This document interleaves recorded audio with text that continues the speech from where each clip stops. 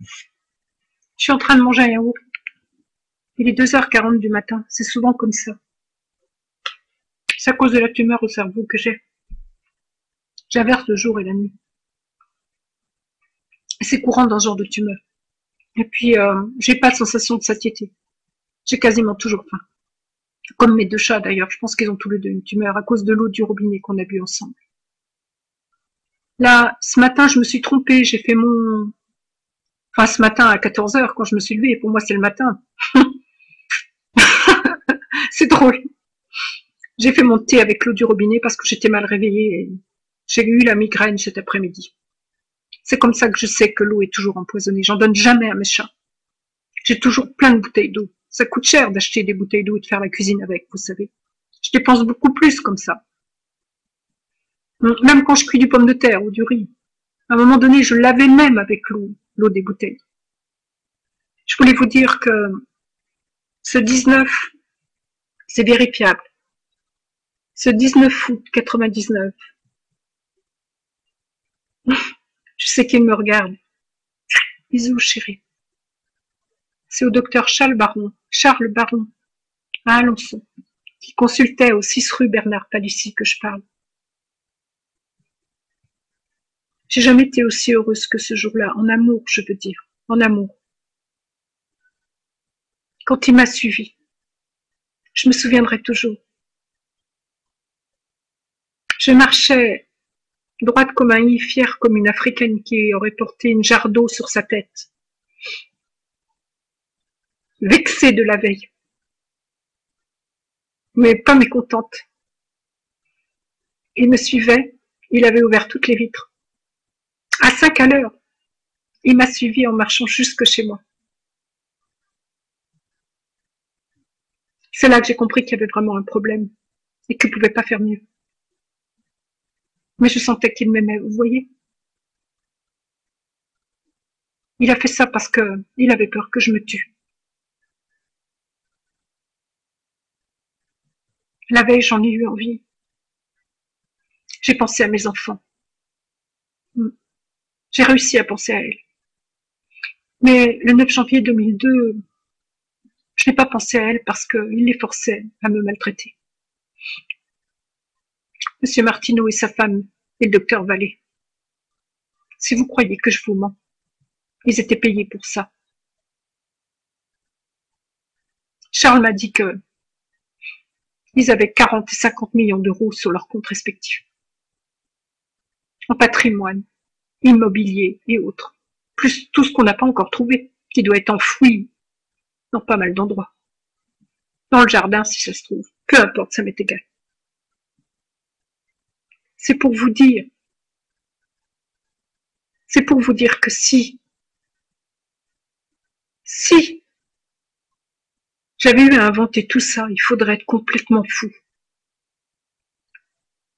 Un homme qui vous suit, à 5 à l'heure, avec une BMW qui peut aller à 180 en quelques secondes parce qu'elle était très puissante.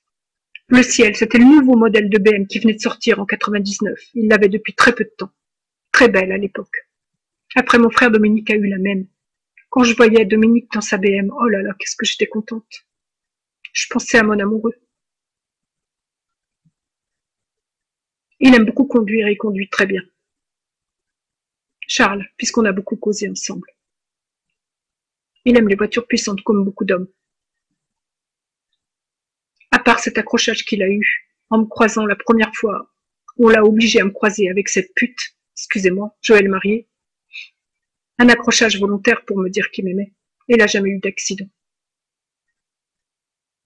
Beaucoup de gens l'ont vu, vous savez, rouler à 5 à l'heure et me suivre. Beaucoup. Ils s'en fichaient. Ce jour-là, il s'en fichait de tout. Il avait tellement bu. Il avait déjà annulé ses rendez-vous le matin, en fait. Il savait pas que j'allais aller à la Renaissance. Il se sentait incapable de travailler. La veille, il n'avait pas annulé, il avait travaillé toute la journée. Mais il avait tellement bu la nuit. Vous savez, il m'a dit qu'il a beaucoup bu. Pour supporter ça, comment vous voulez? Comment vous voulez tenir? Il s'est même drogué.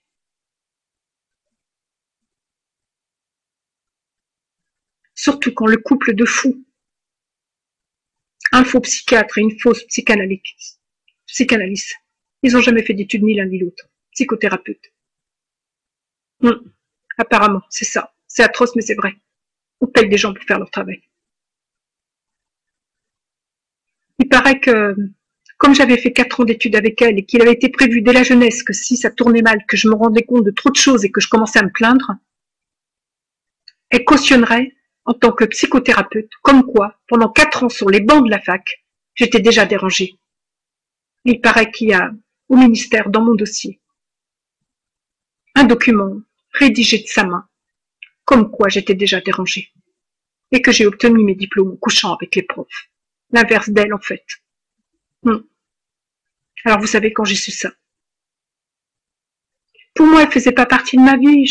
C'est pas que je la méprisais ou que... Non, j'avais pas de haine envers elle. Je la trouvais mignonne. Elle était très mignonne physiquement. Tout le monde me disait que c'était une pute et qu'elle couchait avec les profs. Mais moi, je voulais pas croire. J'étais en dehors de la vie. Je savais rien. Je rêvassais tout le temps. J'étais... Comment vous dire? Il y en a qui disaient que j'étais un peu niaise. C'est un peu vrai, mais on avait provoqué tout ça puisqu'on m'éloignait de toute réalité. Chez moi, il y avait ni livre, on regardait quasiment pas la télé, on n'avait quasiment pas le droit. On n'avait pas de radio chez moi, pas de musique, pas droit de livre. C'était ce que Mitterrand avait exigé, pour que je connaisse rien de la vie, que je ne devine pas ce qui se passait. Donc, j'avais quasiment pas de sexualité. J'avais pas d'envie, j'avais pas de libido. On m'avait tout coupé par certainement un abus total. Et puis un manque total d'affection. Je pense que la sexualité, ça va avec l'affection. Pour une fille, en tout cas. Donc quand les autres me disaient c'est une pute, elle couche avec les profs, regarde comment elle se comporte avec sa décapotable. Elle fait partie des hautes sphères, c'est pour ça qu'ils lui donnent ses diplômes. Moi, je pensais que les autres, vraiment, je la défendais. Le pire, c'est que j'étais une des seules à la défendre. Je la trouvais mignonne, limite gentille, mais j'étais très complexée. Je trouvais normal qu'elle me parle pas. J'étais une pauvre fille une pauvre pourriture, en fait, vous voyez. Quelqu'un qui est d'une basse classe et qui demande même pas qu'on lui dise bonjour, alors que maintenant je me rends compte comme elle était méprisante. C'était du mépris. Elle savait qui j'étais. Comment elle peut attester de quelque chose alors qu'elle m'a jamais parlé, qu'elle s'est jamais assise à côté de moi, sur les bancs? Jamais. C'est quand même incroyable. Elle était devant tout le temps, pour se faire remarquer des profs. Avec toute une bande, toujours les mêmes. Bon, des gens très âgés qui commençaient leurs études à 40 ans, parce qu'ils s'ennuyaient chez eux, des femmes surtout. Après, elle va élever leurs enfants. Elle était amie avec ces femmes-là. Sophie Marinopoulos. Comment je pouvais imaginer? Charles m'a dit il n'y a pas longtemps que ce qui l'a fait beaucoup souffrir, c'est quand ils l'ont obligé à livrer ses pseudos de chat à ce couple infernal, et ses pseudos et ses codes MSN. Si bien que moi j'étais très perturbée parce que je le reconnaissais dans ces chats puisqu'elle n'avait pas le droit de mettre l'image de son visage sur l'écran. On lui avait dit qu'on avait des captures de tous mes écrans, avec les logiciels Esplonge chez la voisine Madame Cornière qui travaillait pour Martineau et sa femme. Ils font partie d'un réseau très dangereux. Et si elle est reconnue comme écrivain, etc., c'était pour que ce qu'elle cautionne, puisqu'elle est experte. Elle est experte psychologue auprès de l'Assemblée nationale, cherchez, et du Sénat, parce qu'elle a écrit 5 livres, qu'elle a juste son nom sur les livres, c'est pas elle qui les écrit. C'est une fille qui a fait ses études avec moi, qui est payée très cher pour ça, c'est pour ça qu'elle ne dit rien, qui s'appelle Geneviève Châtelier. Elle a fait ses études avec nous, je vous donne son nom. Elle est très intelligente, cette fille. Mais elle me haïssait aussi. La jalousie, je pense. Vous savez, des fois, la jalousie, elle a ses secrets. J'étais extrêmement douée en maths. La plus douée du lycée, je crois. Et je plaisais beaucoup aux garçons, je le savais même pas. J'étais très belle. Regardez les photos que j'ai mis sur ma page. Et encore, j'en ai pas mis beaucoup. J'étais très belle, vous savez. Très simple aussi et très gentille. Et j'étais pas provocante. Les hommes n'aiment pas les filles provocantes. Donc, il fallait qu'elle en arrive là, qu'elle soit réputée au niveau de la psychologie, quitte à ce que ça soit une autre qui est brillante, c'est vrai, qui écrive ses livres, pour que quand elle signe un document, au niveau du ministère de l'Éducation nationale, comme quoi j'étais déjà folle en fac. On la cautionne pour me faire interner. En quelque sorte, Geneviève l'a aidé à me faire interner en 2000. Je ne savais pas. Alors Geneviève, si tu me regardes, puisqu'elle était au lycée avec moi. Elle, comme moi, on aurait pu faire des études de médecine.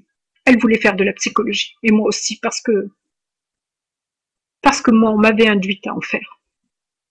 Quand j'ai rencontré Dédé. Le peu de temps que j'étais avec lui, on lui avait dit de me laver le cerveau en me disant qu'il fallait pas que je fasse ni études de maths, ni de sciences, ni de médecine. Mais que lui, ce qu'il aime par-dessus tout, c'est vraiment les femmes qui font de la psychologie. Il me l'a répété tellement de fois que je l'aimais tellement. Vous comprenez, ils m'ont lavé le cerveau. C'est eux déjà qui l'avaient forcé. Son père, à Sophie Marinopoulos, qui était psychiatre, qui travaillait avec Mitterrand pour me gâcher ma vie. À cause d'eux, j'ai pas été médecin. Vous pourriez demander à toutes mes copines d'école. J'étais hyper douée. Toutes, elles vous le diraient. Sophie Marinopoulos et son mari Wilfried Martineau les ont toutes obligées, soit achetées les plus méchantes, mais les ont obligées avec des menaces, à signer un document comme quoi je trichais depuis que je suis toute petite. Primaire, collège, lycée, fac, il paraît qu'il y a eu 50 faux témoignages comme quoi j'ai toujours triché pour avoir mes diplômes. Ils ont même échangé les bulletins chaque année des dernières de la classe en échangeant les noms, en disant que si j'ai eu mon bac, c'était que j'ai triché, alors que j'étais la première de la classe. J'ai toujours les documents qui en attestent. J'étais la première de la classe jusqu'en terminale. Et ils ont inversé les bulletins scolaires. Ils ont acheté ces gens. Mais la plupart, ils les ont forcés. Avec les moyens qu'ils ont. Ils n'avaient pas le choix, mes amis, vous savez. Ils voulaient pas me faire ça. C'est à cause de ça que j'ai pas eu la grecque en 98 qu'on m'a pas corrigé. 1 et 2, alors que j'avais réussi. Quand j'ai su ça, en fait, quand j'ai essayé de me suicider, c'était à cause de ça. Je suis médium et j'ai fait plein de rêves avant le 9 janvier 2002. Comme quand on m'avait fait ça et j'arrivais pas à comprendre pourquoi. Mais c'était si clair, je l'ai rêvé des centaines de fois presque. C'était presque toutes les nuits.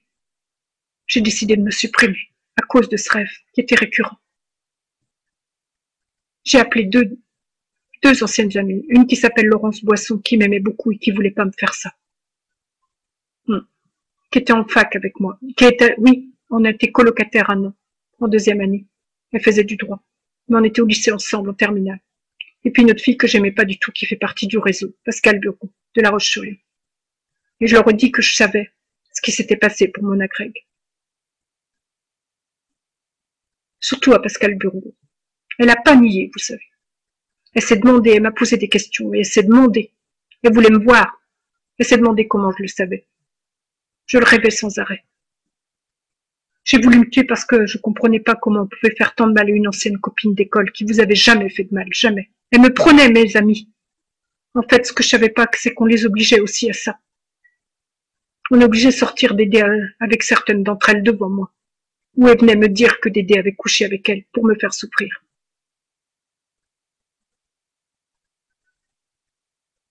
Donc ce jour-là,